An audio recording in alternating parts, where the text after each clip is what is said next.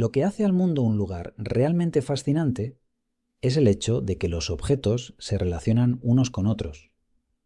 Las cosas no viven aisladamente, sino conectadas de alguna manera a todo lo demás. Las partículas que forman nuestro universo interaccionan entre sí siguiendo los dictados de las leyes de la física. Esto reside en el corazón de la percepción intuitiva de orden universal. Las partículas elementales del universo se organizan para dar lugar a átomos, moléculas, células, tejidos orgánicos, neuronas y finalmente un cerebro y un cuerpo que usamos para entender ese mismo orden del que provenimos.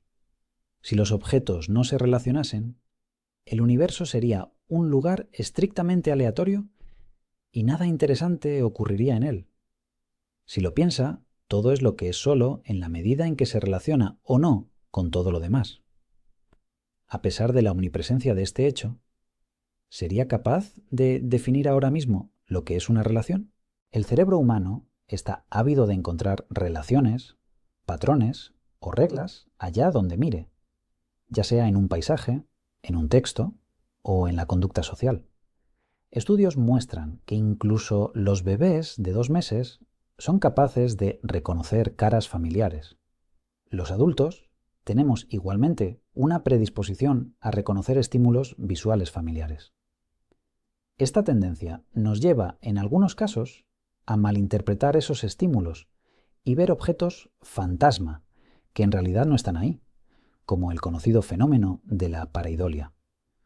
Uno de los ejemplos más célebres de pareidolia es el de la cara de Marte, que se muestra en la figura 4.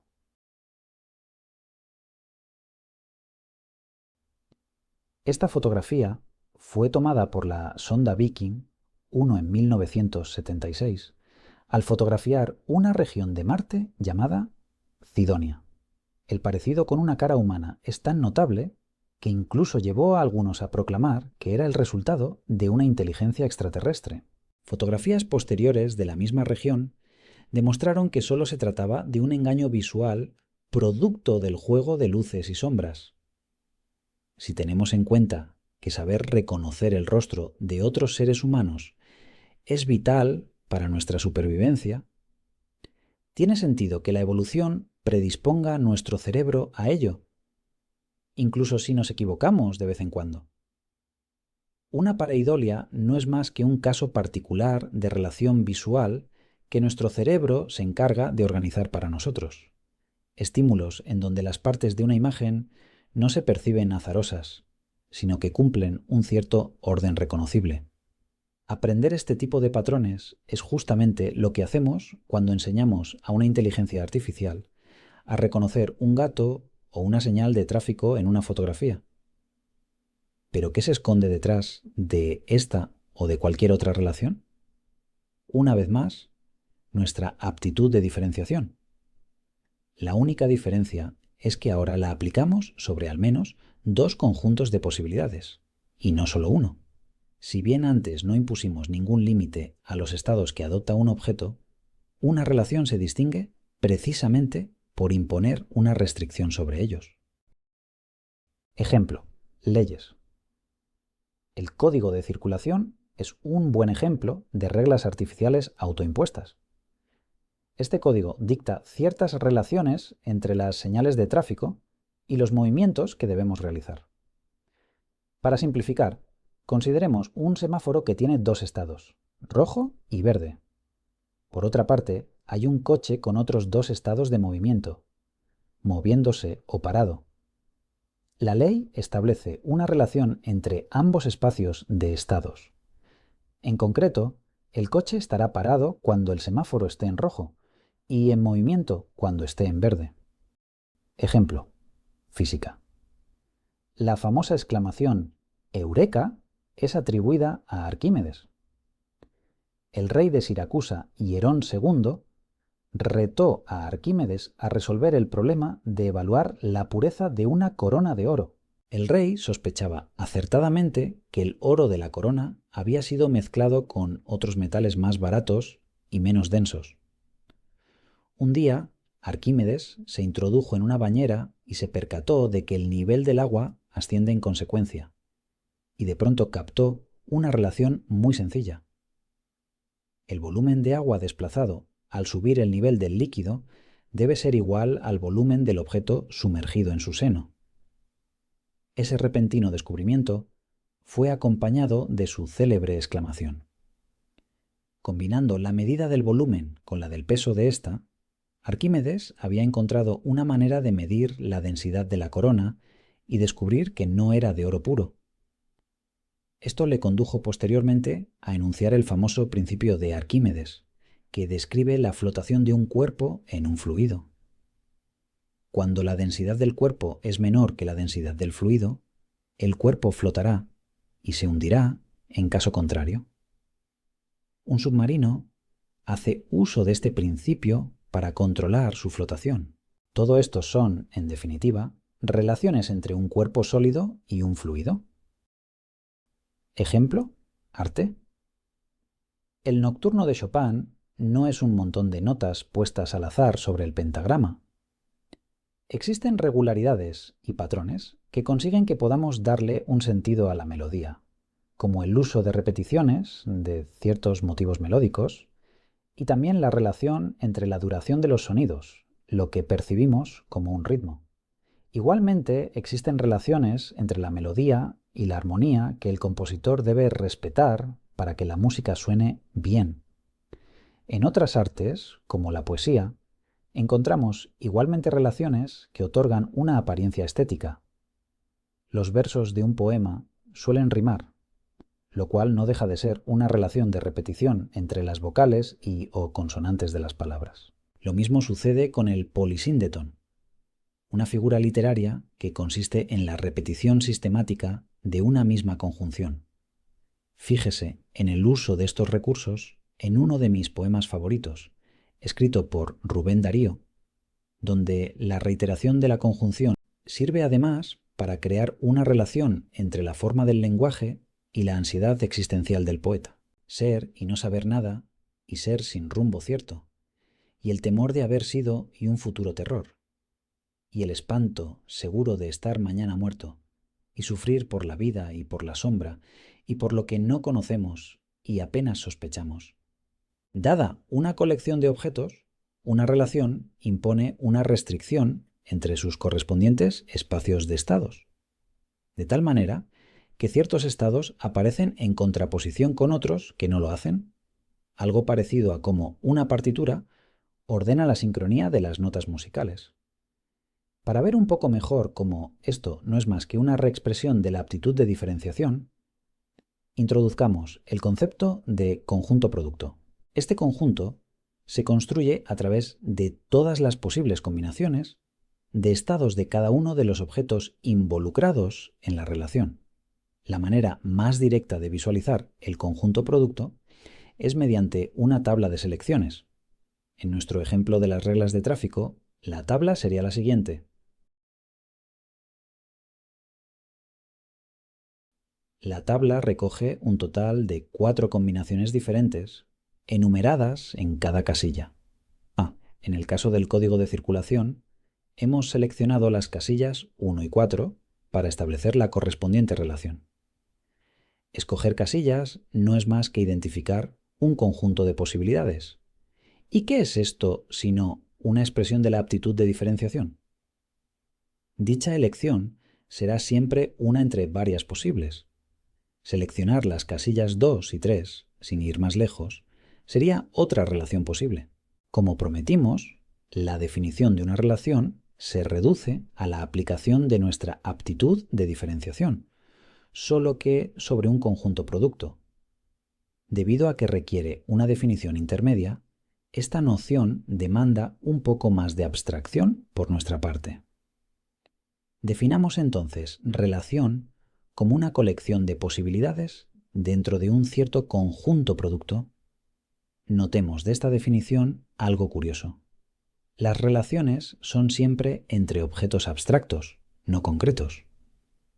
Para que una relación nazca, algo debe ser capaz de variar, y tal variación transcurre dentro del espacio de estados de objetos abstractos. aunque no seamos conscientes. La relación es hija del cambio.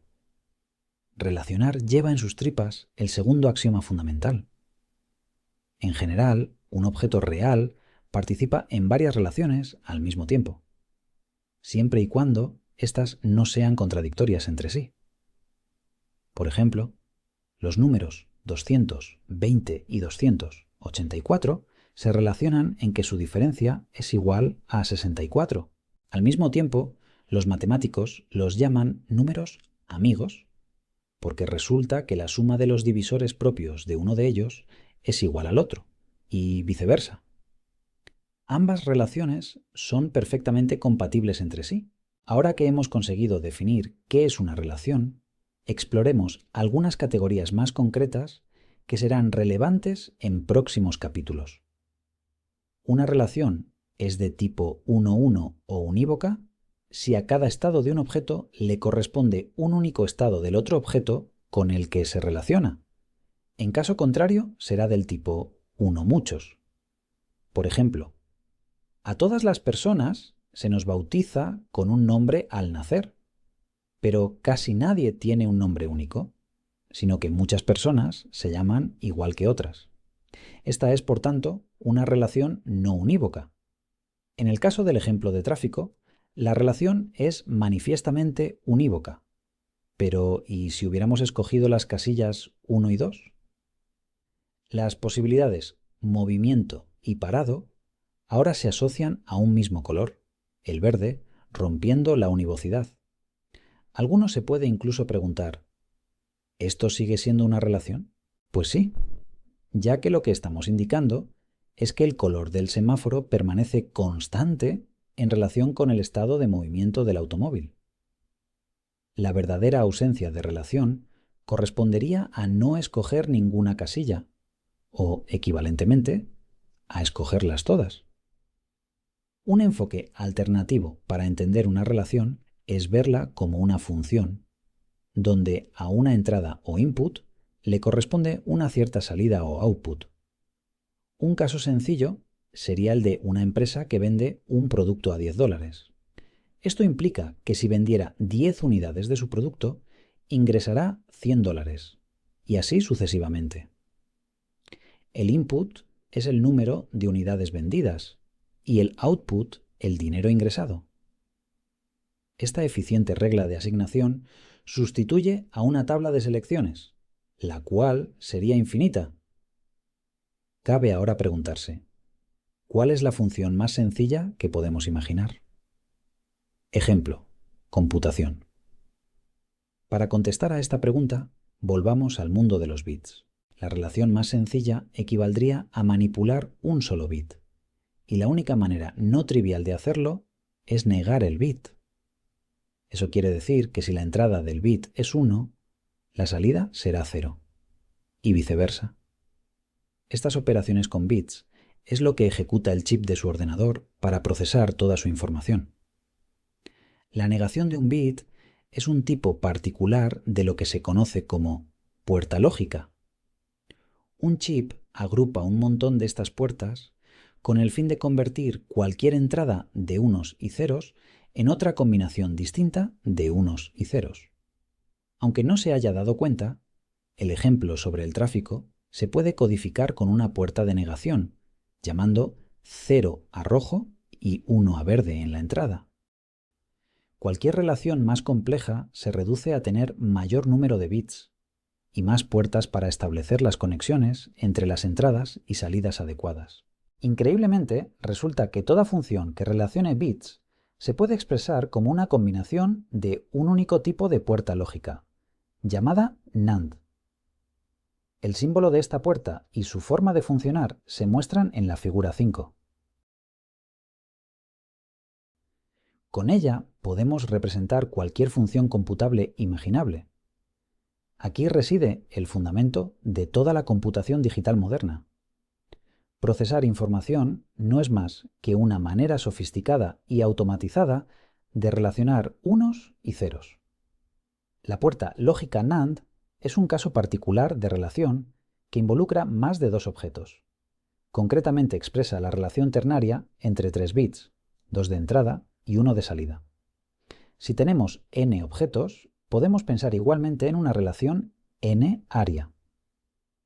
Al incrementar el número de objetos, el número de combinaciones de estados sobre los que elegir crece exponencialmente, con lo que no resulta práctico definir una relación por medio de una tabla de selecciones. De ahí la conveniencia de apoyarse en reglas. Puede dar la impresión de que las relaciones se establecen siempre entre diferentes objetos, pero esto no es necesario.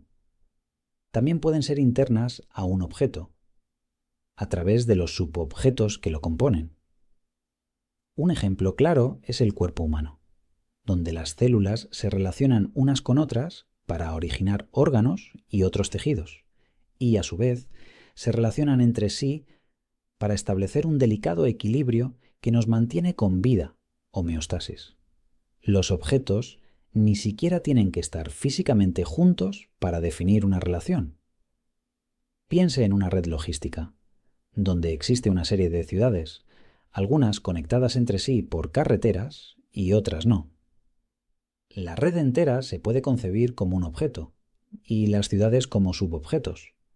Una manera muy visual de representar una red como esta es a través de un grafo. Un grafo se compone de dos elementos, nodos y vértices. Los nodos pueden representar estados o subobjetos, mientras que los vértices seleccionan si existe una relación entre los nodos o no. Considere una red logística con 5 ciudades como la mostrada en la figura 6. Cada nodo sería entonces una ciudad. Y si existe una carretera que conecte 2 ciudades, entonces dibujamos un vértice entre ellas. En todos los ejemplos anteriores hemos asumido implícitamente que las relaciones actúan en ambos sentidos indistintamente. Un semáforo en verde se relaciona con un coche moviéndose y un coche moviéndose se relaciona con un semáforo en verde. Pero esta propiedad no siempre se cumple para cualquier relación. Ejemplo lógica. Supongamos que el cliente Alonso Quijano entra a una tienda. Existe una relación al afirmar que si Alonso Quijano compra una almohada, entonces es que necesariamente le gusta. Y al revés, incluso aunque le guste el producto, no necesariamente lo va a comprar, pues quizá ha encontrado obstáculos de compra, como el precio. La lección que debemos aprender de aquí es que el orden importa cuando se trata de relaciones. En el ejemplo anterior, la combinación comprar-gustar no es la misma que la combinación gustar-comprar. Cuando el orden no importa, la relación se dice conmutativa, como en la suma de números. 2 más 3 es lo mismo que sumar 3 más 2. Otras relaciones, como la implicación lógica anterior, no muestran esta simetría y se llaman no conmutativas. Si quisiéramos definir una relación no conmutativa con una tabla de selecciones, nos veríamos forzados a introducir de alguna manera el orden de las combinaciones. Para el ejemplo anterior, una solución es crear 2 tablas distintas, con las filas y columnas cambiadas.